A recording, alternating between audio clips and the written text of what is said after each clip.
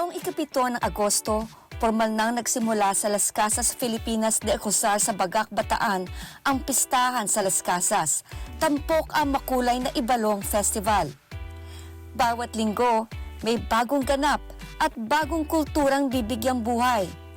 Kasunod ng Ibalong Festival ang Sinulog, Pahiyas at Mascara Festival na maghahatid ng kani-kanilang tradisyon, musika at makulay na kwento. Since we are a heritage destinations, of course, we need to celebrate also the tradition, the culture of the Filipinos. Yes.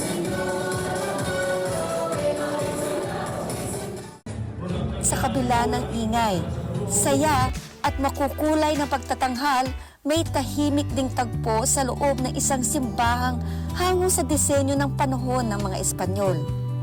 At dito, kahit sandali, nabibigyan ng pagkakataon ang mga bisita na huminto, manalangin at magnilay sa gitna ng isang pagdiriwang na puno ng saya at kulay. Dahil ang pistahan ay hindi lamang tungkol sa sayaw, musika at pagkain. Ito rin ay paglalakbay sa kasaysayan, sining, tradisyon at pananampalataya na bahagi ng mayamang kultura ng Pilipinas.